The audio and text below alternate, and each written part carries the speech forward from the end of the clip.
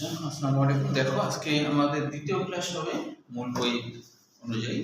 দ্বিতীয় ক্লাসের যে বিষয়গুলো দেখো, যেমন হচ্ছে প্রথম কোষের সৃষ্টি, এখান থেকে শুরু। পৃষ্ঠা নম্বর 2 দেখো, 2 আচ্ছা, প্রথম কোষের সৃষ্টি এখান থেকে আমাদের যে বিষয়গুলো লাগবে, হ্যাঁ, তার মধ্যে হচ্ছে যে আলেকজান্ডার পাপানিন ও হেলডেন, হ্যাঁ, বলেন এইখান থেকে কোশ্চেন কিন্তু আসছিল মেডিকেল অ্যাডমিশন 18 সালে এবং ঢাকা ইউনিভার্সিটি 20 সালে, বুঝছো? এখান থেকে কোশ্চেন আসছিল যে তাদের মধ্যে, এই দুইজন বৈজ্ঞানিকের মধ্যে অতীতে যখন কোষ টোষ কিছু ছিল না, তখন 4টা গ্যাস ছিল: মিথেন, অ্যামোনিয়া, হাইড্রোজেন আর পানি, তবে অক্সিজেন ছিল না।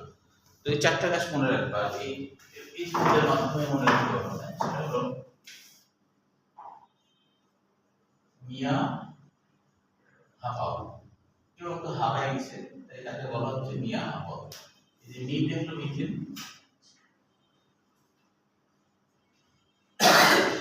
হাতে হলো অ্যামোনিয়া, হাতে হাইড্রোজেন, তারপরে পাতে পানি, আর ও মানে অক্সিজেন, মুক্ত অক্সিজেন ছিল না। তো মিয়া হাফাও দিয়ে তুমি এগুলো মনে রাখতে পারবে, হ্যাঁ।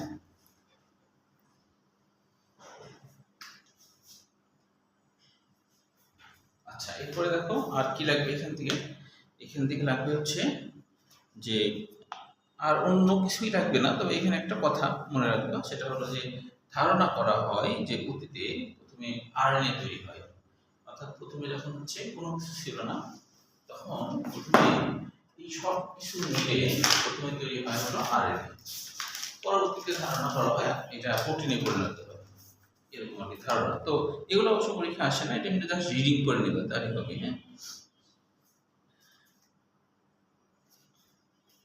এখান থেকে আর কোনো কোশ্চেন নাই। এবার আমরা চলে আসবো সরাসরি, এটা রিডিং করবা, করে দেখবা নামাজের কি আছে। এন্ডোসিম্বায়োসিস নামে একটা তথ্য আছে, পেয়েছো? এন্ডোসিম্বায়োসিস এইটা কিন্তু পরীক্ষায় আসছে, যেমন বরিশাল বোর্ড 15 সালে আসছিল এন্ডোসিম্বায়োসিস কাকে বলে, সিলেট বোর্ড 22 সালে আসছিল এন্ডোসিম্বায়োসিস কাকে বলে। এন্ডোসিম্বায়োসিস পেয়েছো না?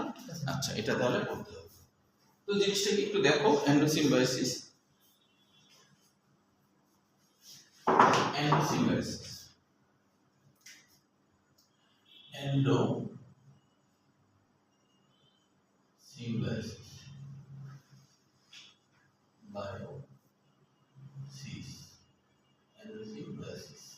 এই যে এন্ডোসিম্বায়োসিস, এখানে এন্ডো মানে হলো ভিতরে,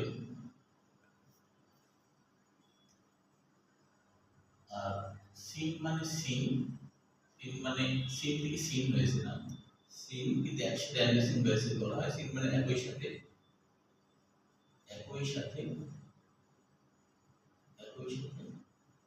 বায়ো মানে হলো জীবন,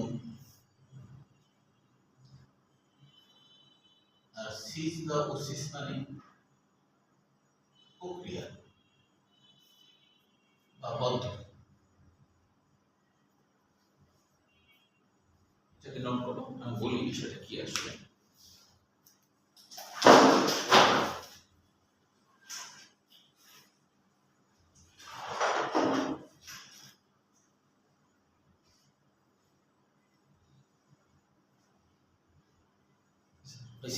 আচ্ছা, দেখো এখানে এন্ডোসিম্বায়োসিস বলতে বোঝায় যে এন্ডোয়ার্মের ভিতরে একই সাথে জীবন যাপন করার একটা প্রক্রিয়া। এই যে এন্ডোসিম্বায়োসিস, তো আসলে ব্যাপারটা কি, কার ভিতরে কি, মানে ব্যাপারটা হলো অতীতে যখন শুধু আদিকোষ ছিল, আদিকোষ পরবর্তীতে প্রকৃতি কোষে পরিণত হলো। প্রকৃতি কোষে পরিণত হওয়ার পর কি হলো, যে কিছু আদিকোষ যারা প্রকৃতি কোষে পরিণত হতে পারেনি, এরকম কিছু আদিকোষ, তাদের মধ্যে 2 রকমের আদিকোষ ছিল। একটা হলো ভাইরিও ব্যাকটেরিয়া, ব্যাকটেরিয়া আদিকোষ, আর একটা হলো ফটোসিনথেটিক ব্যাকটেরিয়া। মানে একটা ব্যাকটেরিয়া হচ্ছে যে অক্সিজেন লাগে, অক্সিজেন ছাড়া সে বাঁচে না। আর একটা ব্যাকটেরিয়ার অক্সিজেন লাগে না, তবে তারা সালোক সংশ্লেষণ ঘটাতে পারে।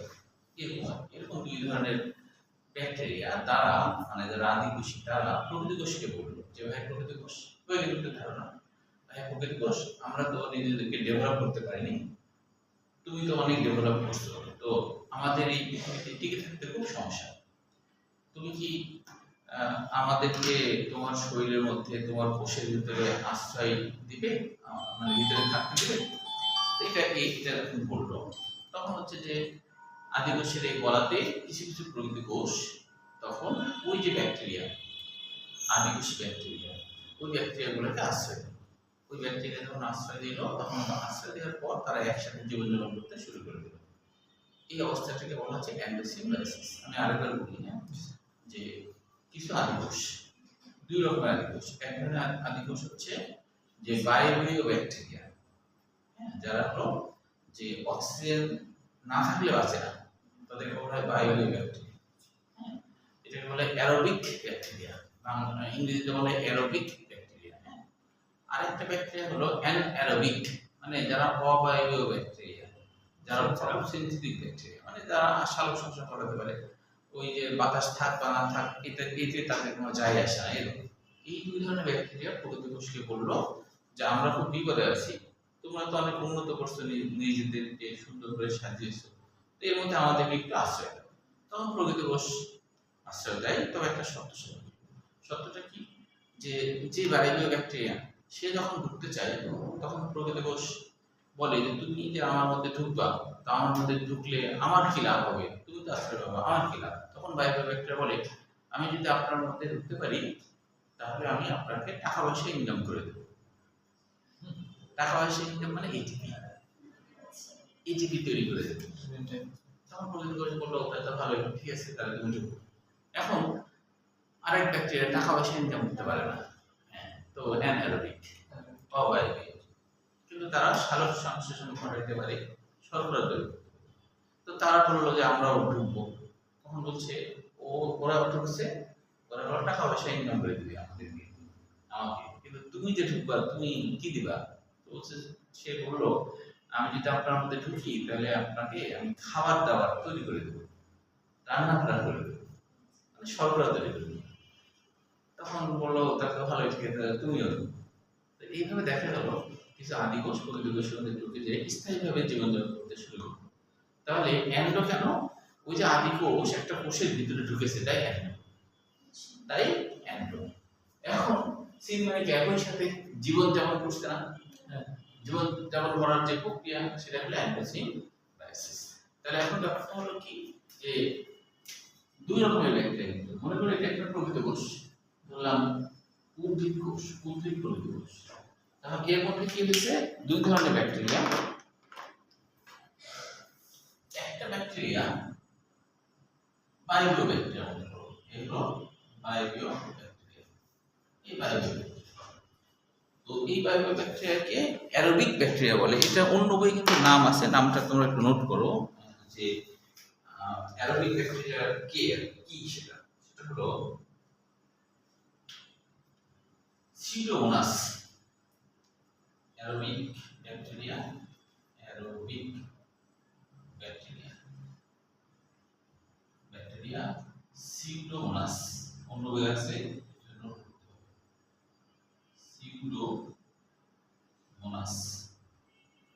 সিউডোমোনাস। আরেকটা ব্যাকটেরিয়া, এটা মনে করো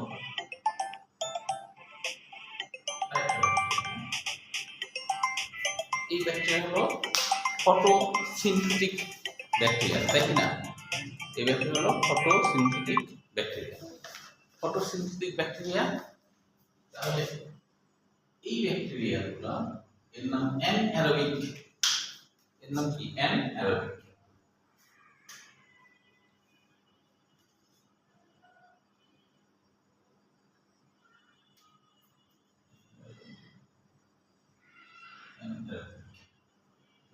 ব্যাকটেরিয়া, হ্যাঁ, তো দুইজনে ঢুকতেছে, ঠিক আছে।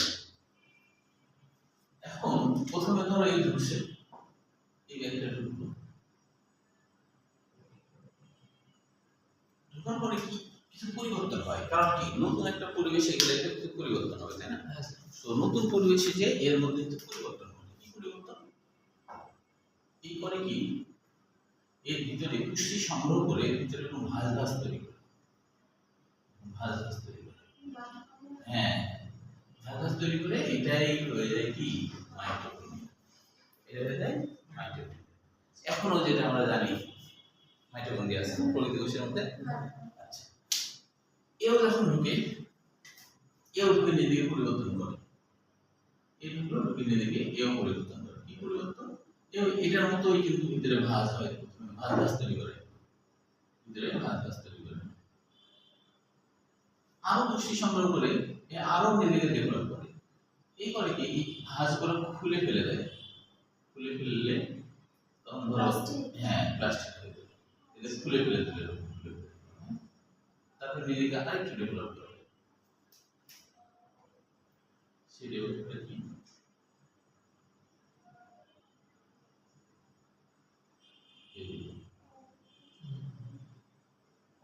তাহলে কি হলো প্লাস্টিক হয়ে গেল। তো এইভাবে একসাথে এরা জীবনযাপন করছে না, এখনো তো এরা ওই আগের মতোই আছে, তাই না? তাহলে এই ব্যাকটেরিয়ার নাম কি? অ্যানারোবিক ব্যাকটেরিয়ার নাম হলো ক্লাস্ট্রিডিয়াম। ক্লাস্ট্রিডিয়ামের অর্থ হলো যে মাইকোপ্লাজমা বলা হয়, এটা ক্লাস্ট্রিডিয়াম বা মাইকোপ্লাজমা মনে আছে? হ্যাঁ ওইটা ছত্রাক সদৃশ, ছত্রাকের মতো ক্লাস্ট্রিডিয়াম বা মাইকোপ্লাজমা। তাহলে এই দুটো ব্যাকটেরিয়া ঢুকে একসাথে জীবনযাপন করছে, এটাই হলো এন্ডোসিম্বায়োসিস।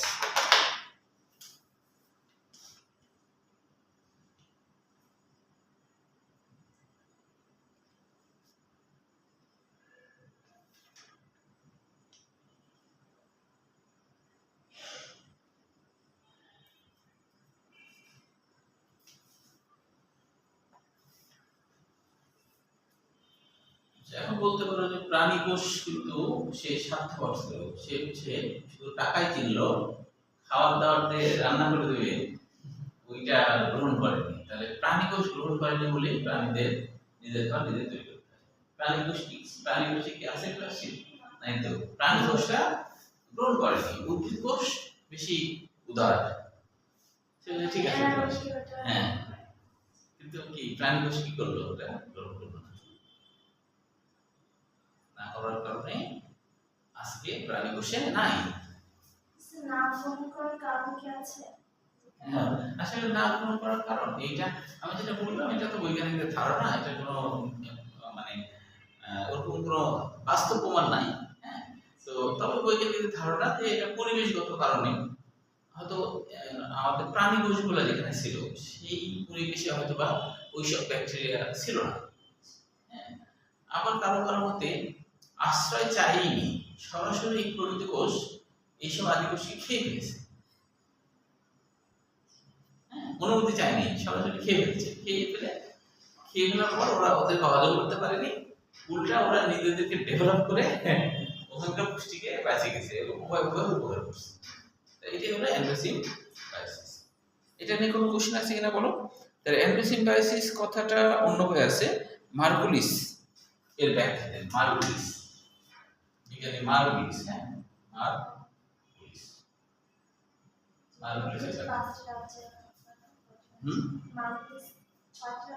হ্যাঁ পাঁচটা রাজ্যে, হ্যাঁ পাঁচটা, উপরাজ্য দুইটা, না উপরাজ্য দুইটা আর রাজ্য হচ্ছে, তারপরে মার্গুলিস, হ্যাঁ পাঁচটা। আচ্ছা, তাহলে এইটুক পর্যন্তই। তারপরে কোষের বৈশিষ্ট্য, এখানে কোনো কোশ্চেন নাই। এর পরের পৃষ্ঠা দেখো, এগুলো অবশ্য কেমন বুঝেন নাই। যেমন কোষীয় অঙ্গাণু কাকে বলে? এক লাইন, প্রথম লাইনটা লিখো যে কোষ অভ্যন্তরে অবস্থিত সকল অঙ্গই কোষীয় অঙ্গাণু। তাহলে কোষ অভ্যন্তরে অবস্থিত সকল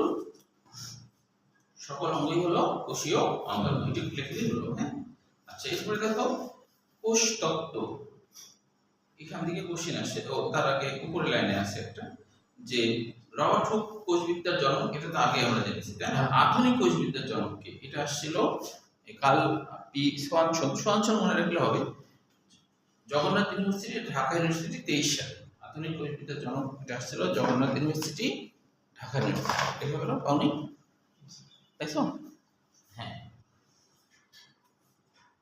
এই যে এখানে কোন কোন কোন কোন ইয়েতে অ্যাডমিশনে আসছে, হ্যাঁ আসছে হলো জগন্নাথ ইউনিভার্সিটি বর্গের জ লিখলেই হবে, আর ঢাকা ইউনিভার্সিটি ডি লিখলেই হবে 23 সাল। তোমার একটা ধারণা থাকলো যে এটা একটা ইম্পর্টেন্ট জিনিস, হ্যাঁ। আচ্ছা, তারপর হলো সেল থিওরি বা কোষ তত্ত্ব। এটা হচ্ছে যে এই কোষ তত্ত্ব, এটা কে প্রদান করেন? এই কোষ তত্ত্বটা তিনজন বিজ্ঞানী মিলে করেন, সেটা মনে রাখবা। একটা হলো স্লেইডেন, একটা হলো সোয়ান, আর একটা হলো ভার্চু। তিনজন বিজ্ঞানীর নামই কিন্তু মনে রাখতে হবে, এটা কিন্তু আসছে পরীক্ষায়। সেসব মনে রাখতে হবে, সেসব, স্লেইডেন, সোয়ান, ভার্চু, সেসব মনে রাখলে তিনজনের নাম মনে রাখতে পারবো। এটা আসছিল চট্টগ্রাম ইউনিভার্সিটি 12 সালে, চট্টগ্রাম ইউনিভার্সিটি 12 সালে, পাইছো? আচ্ছা, এরপরে দেখো যে কোষের প্রকারভেদ। এর মধ্যে আবুল হাসান স্যারের বইয়ে শুধু দেহকোষ আর জননকোষ আছে, কিন্তু অন্য বইয়ে উদ্ভিদ কোষ, প্রাণী কোষ এটাও আছে। সেটা যেগুলো গুরুত্বপূর্ণ এটা আমি লিখে দিচ্ছি। তার আগে একটু দেখো যে কোষের প্রকারভেদের মধ্যে এইভাবে আসছিল যে দেহকোষ নয় কোনটি? মেডিকেল 22 সালে। নিম্নের কোনটি দেহকোষ নয়? এদের মূল কাণ্ড, পাতার কোষ, স্নায়ুকোষ, রক্তকণিকা আছে না, এটা বাদ দিয়ে যেটা দেহকোষ নয়। যেমন জননকোষ যদি থাকে, ওটা দেহকোষ নয়, তাই না? জননকোষ, শুক্রাণু নির্মাণ কি জননকোষ, তাই না? তাহলে নিম্নে কোনটি দেহকোষ নয়? এটা মেডিকেল 22 সালে আসছে, মেডিকেল 22 সালে। তারপরে কোনটি দেহকোষ নয়? আরেকটা আসছে জগন্নাথ ইউনিভার্সিটি 23 সালে, জগন্নাথ ইউনিভার্সিটি 23 সালে। এরপর দেখো আরো কোশ্চেন আসছে। প্রোকারিওটা উদ্ভিদের বৈশিষ্ট্য নয় কোনটি? প্রোকারিওটা উদ্ভিদের বৈশিষ্ট্য নয় কোনটি মানে কি? আদি কোষের সকল বৈশিষ্ট্য করতে হবে, মেডিকেল 13 সালে আসছে। তারপরে আদি কোষী জীব কোনটি? সিলেট বোর্ড 23 সালে আসছে, এখান থেকে এমসিকিউ আসছে। আদি কোষী জীব কোনটি? সিলেট বোর্ড 23 সাল। তারপরে দেখো আদি কোষের বৈশিষ্ট্য নয় কোনটি? মেডিকেল 94 সালে, জগন্নাথ ইউনিভার্সিটি 23 সালে। নিচের কোনটি ডিপ্লয়েড কোষ? রাজশাহী ইউনিভার্সিটি 23 সাল। তার মানে তোমার হচ্ছে জননকোষ, দেহকোষ, এগুলো থেকে কোশ্চেন আসছে, হ্যাঁ। জননকোষের উদাহরণ মনে রাখবা, শুক্রাণু নির্মাণ, এটা হলো জননকোষ। আচ্ছা, আরেকটা আসছে যে কোন প্রাণী কোষে প্লাস্টিক থাকে? প্রাণী কোষ থেকে অন্য বই আছে, কোন প্রাণী কোষে প্লাস্টিক থাকে? মানে প্রাণী কোষে তো প্লাস্টিক থাকে না, তাই না? কিন্তু ব্যতিক্রম, হ্যাঁ। যেমন হচ্ছে ক্রাইসাইমা আর হচ্ছে ইউগ্লিয়া। ক্রাইসামিবা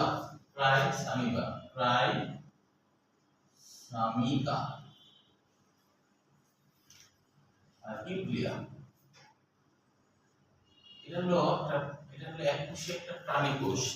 তো তারপরেও এই প্রাণী কোষ হওয়ার পরেও এদের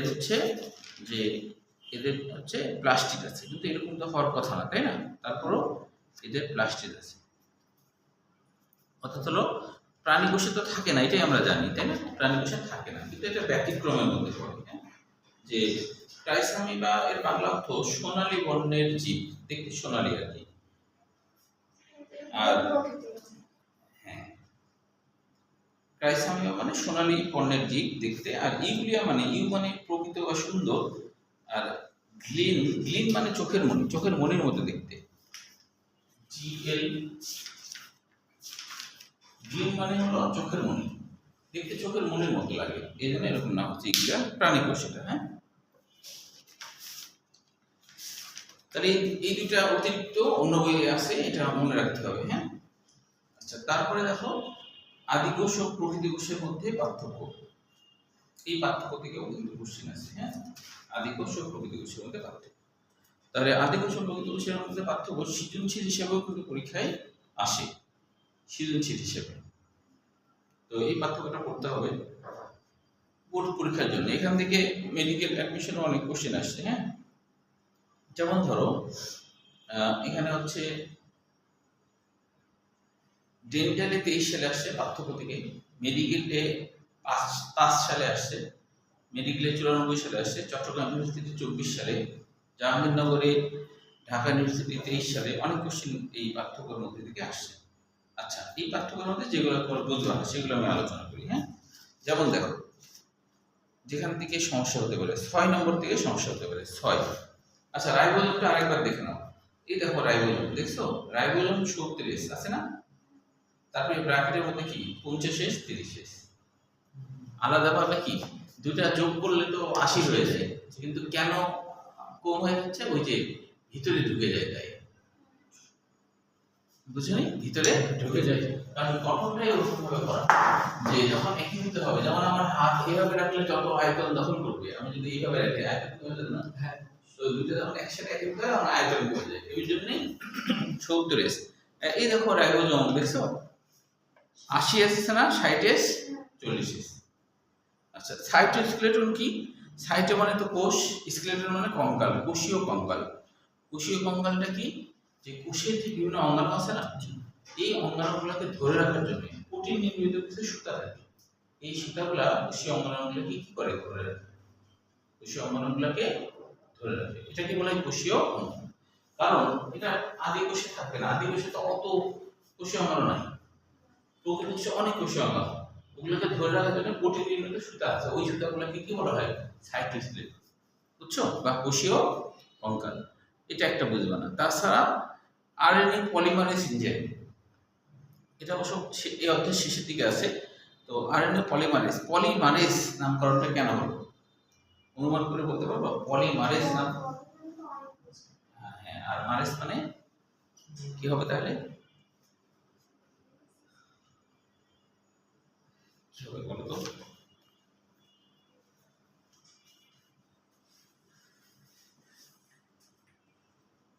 দেখো, পলিমারেজ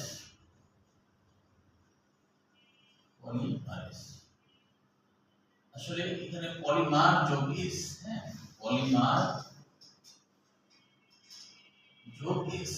এস মানে এনজাইম, কোন শব্দের শেষে যদি এস কথা উজ্জ থাকে মানে বললেই এস চলে আসে, যেমন অ্যামাইলেজ এস, তাই না?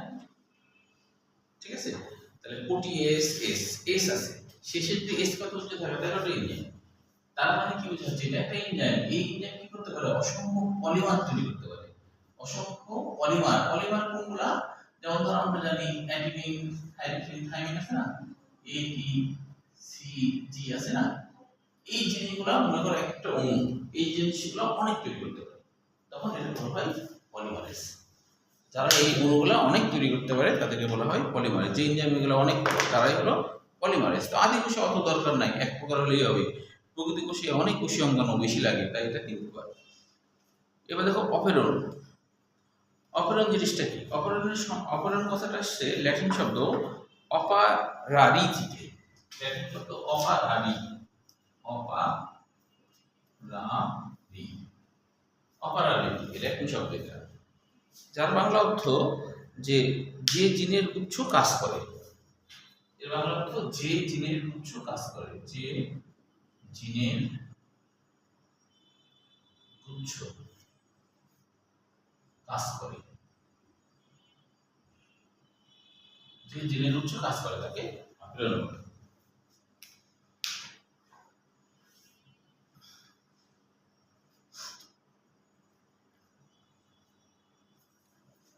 আচ্ছা, এবার দেখো যে এখানে একটা কথা আছে যে জিনের গঠনে ইন্ট্রনস নেই, প্রকৃতি কোষে আবার ইন্ট্রনস আছে। জিনিসটি ইন্ট্রন হচ্ছে, ইন্ট্রন জিনিসটা কি?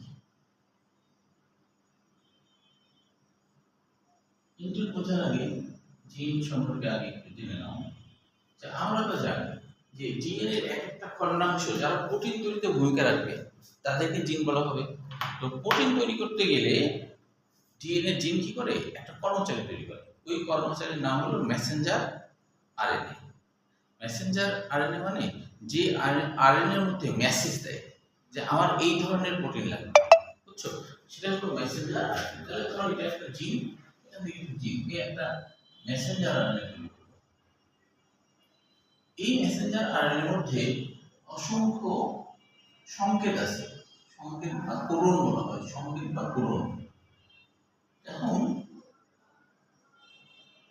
সংকেত বা কোডন হলো, এইভাবে ধরো আমি এইটুকু করলাম, এটা করে দিই।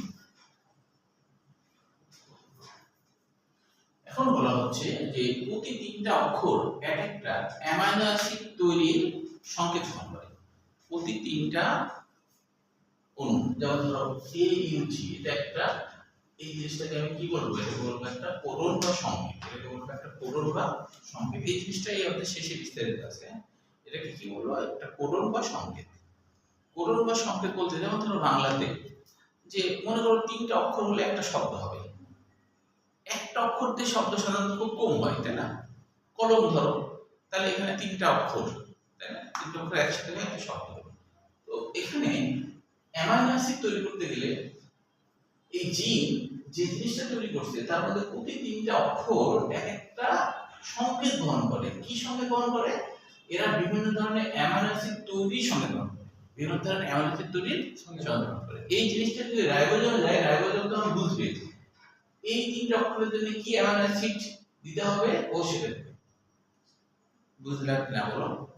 আচ্ছা, এখন কথা হলো যে এরকম সংকেত পরপর সব জায়গায় থাকে তা না। আদিঘোষ যদি হয় তাহলে তার মাঝে দিতে পারে, এটা একই অক্ষর যদি পরপর হয় তাহলে এটা কোনো অ্যামাইনো অ্যাসিড তৈরি করতে পারে না। যেমন আমি যদি তিনটা ক বলি, এটা কি কোনো শব্দ হবে? হ্যাঁ স্যার, এটা কোনো শব্দ হবে না, তাই না? সেরকম প্রকৃত কোষে কিন্তু অর্থগত সংকেত থাকে, মাঝে মধ্যে আবার এর ভিতরে ভিতরে কিছু কোনো অর্থ বহন করে না এরকম শব্দ থাকে। এরকম শব্দগুলোকে আমরা বলি ইন্টোন। যেমন এটা হলো একটা ইন্টোন। ইন্টোন সাধারণত সংকেত ধারণকারীর মাঝে থাকে, তাই এর নাম হলো ইন্টোন। ইন্টোনের বাংলা অর্থ মাঝে থাকা, ইন্টোনের বাংলা অর্থ মাঝে থাকা।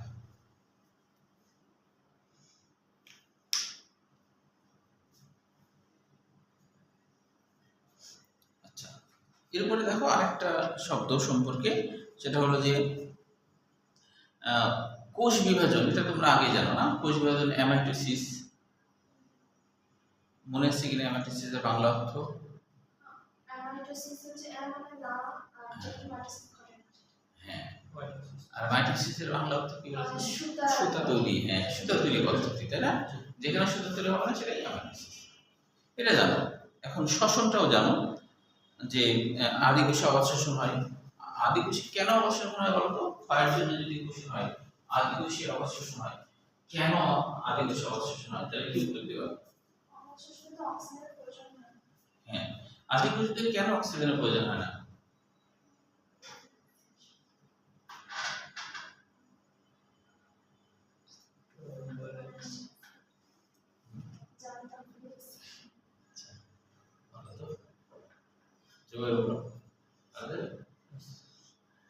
আসলে আদিকোষদেরও অক্সিজেনের দরকার আছে, কিন্তু ওরা নিরুপায়, ওদের সামর্থ্য নাই অক্সিজেন নিয়ে এটা কাজে লাগানো, কারণ মাইটোকন্ড্রিয়া ওদের নাই। মাইটোকন্ড্রিয়া হলো অক্সিজেন নিয়ে ওটাতে শক্তি বানায়, তাই না? কিন্তু আদিকোষদের মাইটোকন্ড্রিয়া নাই, তাই ওরা অক্সিজেন নিয়ে করবে এটা কি? কাজে লাগাতে পারে না। বুঝতে পারছো? তোমার বাসায় মনে করো কোনো চুলা টুলা কিচ্ছু নাই, তোমাকে কেউ খড়ি দিলে তুমি বলবো আমার বাসায় চুলাই নাই, আমি খড়ি দিয়ে করবো। বুঝতে পারছো? এইগুলো। হ্যাঁ, আচ্ছা, এখন দেখো ট্রান্সলেশন। ট্রান্সলেশনটা কি? ট্রান্সলেশন বুঝতে হলে আগে ট্রান্সক্রিপশন বুঝতে হবে। ট্রান্সক্রিপশন জিন থেকে, এই যে একটা জিন থেকে একটা এমআরএনএ তৈরির প্রক্রিয়াকে বলা হয়, এখান থেকে এটুকু হওয়া, এটাকে বলা হয় ট্রান্সক্রিপশন। এর নাম হলো ট্রান্সক্রিপশন। এর নাম হলো ট্রান্সক্রিপশন। তো ইংরেজিতে যদি লিখি তাহলে এরকম ট্রান্স, ও আচ্ছা বুঝছি।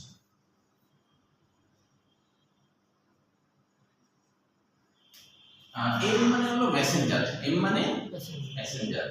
এই যে জিন, এর মধ্যে কিছু মেসেজ দিয়েছে, এখানে কিন্তু AUG না দেওয়া অন্য কিছু দিতে পারতো। যেরকম মেসেজ দিবে সে অনুযায়ী প্রোটিন হবে। 20 ধরনের অ্যামাইনো অ্যাসিড আছে, বুঝছো? কোন অ্যামাইনো অ্যাসিড আগে পরে বুঝবে। যেমন ধরো 11টা অঙ্ক দিয়ে মোবাইল নাম্বার হয়, তাই না? এখন কোন অঙ্ক কোথায় বুঝবে না বুঝবে সেটার উপর ভিত্তি করেই তো এক একটা মানুষের কাছে বলা যায়। তো জিন এরকমই, সে হচ্ছে একটা মেসেজ দিবে মেসেঞ্জারের নাকি, যে মেসেজটা হলো আমার এখানে অ্যামাইনো অ্যাসিড লাগবে মিথিওনিন, এখানে অ্যামাইনো অ্যাসিড লাগবে ট্রিপসোনিন, এরকম বিভিন্ন অ্যামাইনো অ্যাসিড আছে, সেটা মেসেজ দেয়। ওই মেসেজ দেওয়াটাই হলো মেসেঞ্জার আরএনএ। বুঝতে পেরেছো? আচ্ছা, এখন জিন থেকে মেসেঞ্জার আরএনএ তৈরির প্রক্রিয়াকে ট্রান্সক্রিপশন বলে। ট্রান্সক্রিপশনের বাংলা কি? এই ট্রান মানে হলো স্থানান্তর, স্থানান্তর। আর এই যে স্ক্রিপ্ট, আসলে স্ক্রিপ্ট আর কি, এটা মানে তথ্য, স্ক্রিপ্ট, হ্যাঁ। আর সম্মানে কি? পদ্ধতি। তার মানে কি দাঁড়ালো? মানে দাঁড়ালো তথ্য স্থানান্তরের পদ্ধতি। এইটা তথ্য এর মধ্যে দিয়ে দিল, এই জন্য নাম হয়েছে ট্রান্সক্রিপশন, তথ্য স্থানান্তরের পদ্ধতি। আর এখানে যে সংকেতগুলো দেওয়া আছে, এই সংকেতগুলো অনুবাদ করাই হলো ট্রান্সলেশন। তার মানে এমআরএনএ থেকে রাইবোজোমে প্রোটিন তৈরির যে প্রক্রিয়া, এই প্রক্রিয়ার নাম হলো ট্রান্সলেশন। বুঝছো? প্রোটিন তৈরি হয়ে গেল, প্রোটিন তৈরির প্রক্রিয়া, এর নাম হলো ট্রান্সলেশন, মানে অনুবাদ করা। বুঝতে পারলে কি?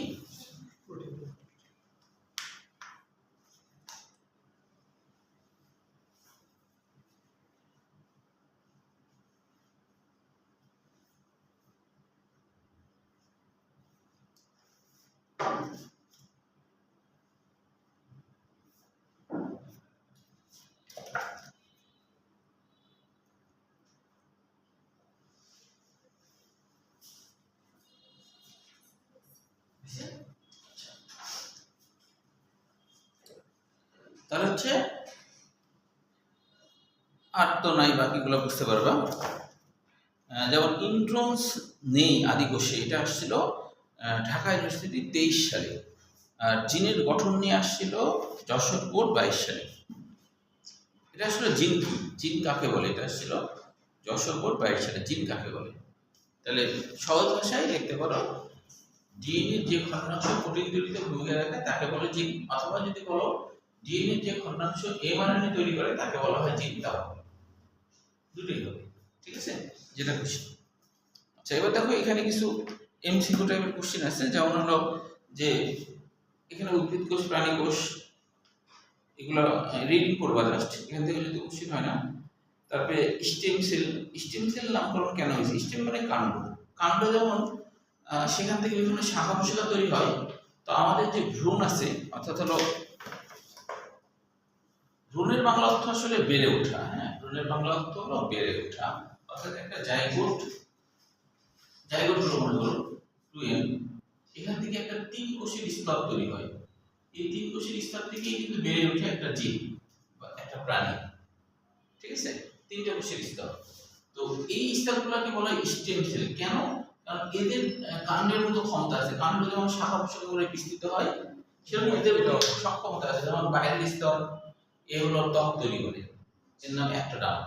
মাঝের স্তর মেসোডার্ম, এ হচ্ছে কি করে? রক্ত তৈরি করে, কঙ্কাল তৈরি করে, এর মধ্যে এই ক্ষমতা আছে। এইসব বস্তুকে বলা হয় স্টেম সেল, ঠিক আছে। তাহলে এখানে একটা কোশ্চেন আসছিল, সেটা হলো যে জগন্নাথ ইউনিভার্সিটিতে কোনটিতে স্টেম সেল থাকে? 24 সালে আসছে, যে সেটা হলো যে থাকে কোনটিতে স্টেম সেল। তাহলে এটা হলো উত্তর ছিল রক্ত, উত্তর ছিল রক্ত। তবে অস্থিমজ্জাও একটা স্টেম সেল। অস্থিমজ্জা মানে কি? এই জায়গায় যে কোষগুলো আছে এরা প্রতিনিয়ত রক্ত কণিকা তৈরি করছে, তাহলে এটা স্টেম সেল। বুঝছো? স্টেম সেল মানে যে স্টেম মানে কাণ্ড, কাণ্ড যখন অসংখ্য শাখা প্রশাখা বৃদ্ধি ঘটায়, এই কিন্তু প্রতিনিয়ত রক্ত কণিকা তৈরিতে ভূমিকা রাখছে, তাহলে অস্থিমজ্জা, ঠিক আছে। তাহলে হচ্ছে আর নাই। তবে এখানে যে এককগুলো আছে না, এই এককের মধ্যে যেমন 4 নম্বরটা nanometre, 1 nanometre equal to 0.001 micrometre, এটা আসছিল জাহাঙ্গীরনগর, ঢাকা ইউনিভার্সিটি, খুলনা ইউনিভার্সিটি 25 সালে। তার মানে এই 4টাই করতে হবে, এই 4টাই করতে হবে। পাশাপাশি কোষের আয়তন আবারও থাকবে, পাশাপাশি কোষের আয়তন আবারও থাকবে। দেখো কোষের আয়তনের মধ্যে যেমন হচ্ছে বহুকোষী উদ্ভিদের মধ্যে রেমি, বহুকোষী উদ্ভিদের মধ্যে রেমি, রেমি মানে শক্ত তন্তু, রেমি মানে শক্ত তন্তু, গাছের শক্ত তন্তু রেমি, যার দৈর্ঘ্য 55 সেন্টিমিটার। এটা আসছিল জাহাঙ্গীরনগর এবং ঢাকা ইউনিভার্সিটি 25 সালে, পাইছো? তার মানে এটা আবার পড়বা। তার মানে আগামী দিন হচ্ছে আজকে যেটুকু হলো এরগুলো পরীক্ষা, এবং বাসা করতে যে কোনো সমস্যা পেলে পরের ক্লাসে আবার বলবো। হ্যাঁ, এইভাবেই কিন্তু চলতে থাকবে। হ্যাঁ।